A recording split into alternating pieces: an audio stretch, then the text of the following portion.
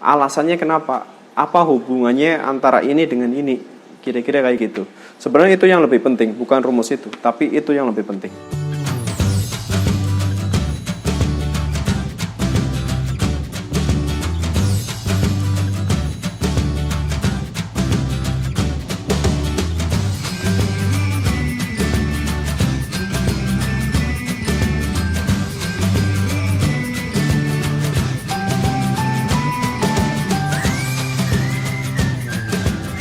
Jadi segala sesuatu memang membutuhkan proses. Contoh saja ketika saya membuat video seperti ini, saya sudah merencanakan dari awal. Saya sudah merencanakan materinya apa, kemudian yang akan saya sampaikan apa saja, kemudian yang tidak perlu saya sampaikan apa saja. Kemudian sistematis dari materinya sudah saya tulis. Bahkan saya membuat rangkumannya seperti ini. Oke, saya tunjukkan rangkumannya. Jadi setiap saya membuat video, saya membuat rangkuman seperti ini. Dan ini yang akan saya sampaikan kepada kalian gitu ya. Oke, seperti itu. Kemudian setelah saya membuat rangkuman ini, maka saya merencanakan angle-nya dari mana, kemudian pencahayaannya dari mana. Kalau pencahayaan saya menggunakan lighting, maka seperti ini bentukannya. Oke, ini adalah pencahayaannya. Oke, kemudian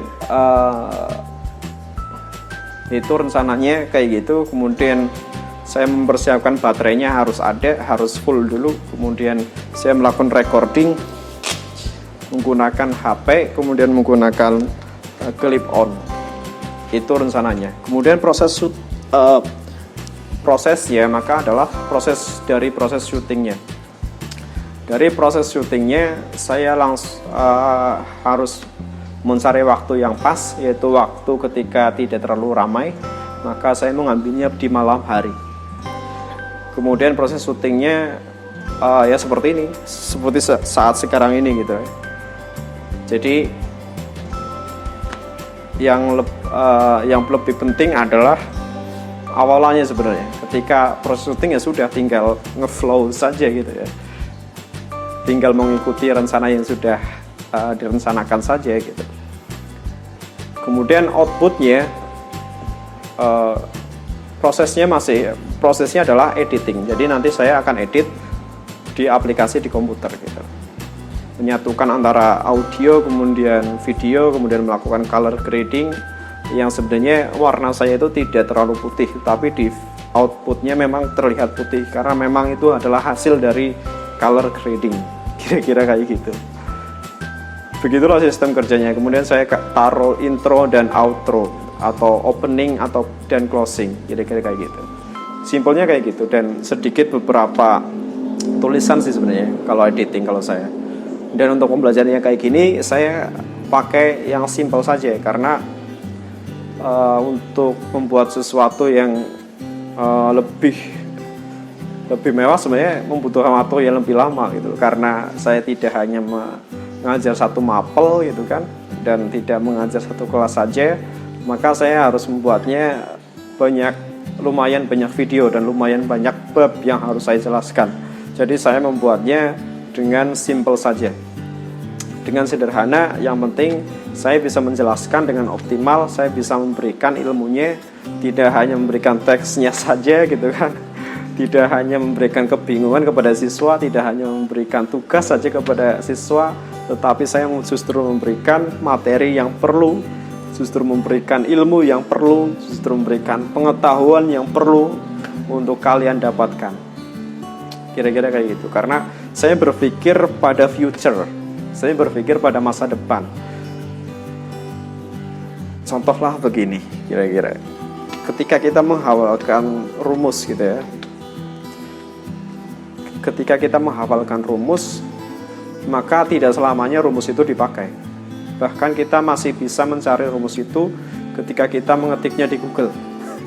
Kira-kira kayak gitu. Tapi ketika kita mengimajinasikan ilmu dasar dari rumus tersebut, maka kita justru melatih cara berpikir sebenarnya.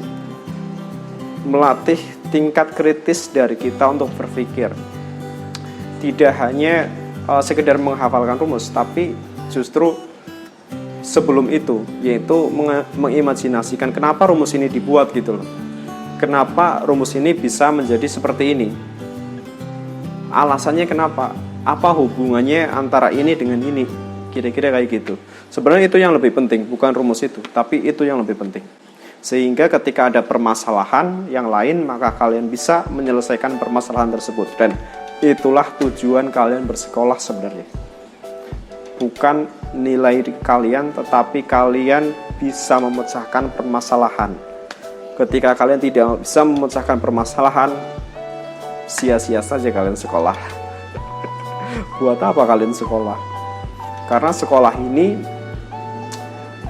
sekolah ini sebenarnya tempat kalian untuk belajar memecahkan permasalahan dengan bimbingan tentunya. Kira-kira kayak gitu. Jadi ketika kalian mendapatkan masalah, ketika kalian kurang kuota, tidak ada kuota, sinyalnya susah, kemudian rasa bosan gitu.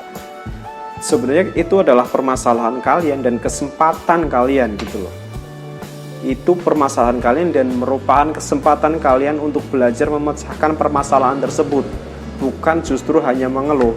Kalau kalian mengeluh dengan permasalahan tersebut, saya yakin ketika kalian dewasa, kalian akan lebih banyak mengeluh daripada berjuang dalam memecahkan permasalahan. Saya yakin sekali. Karena karakter seseorang akan cenderung sama ketika dia sudah mulai dewasa.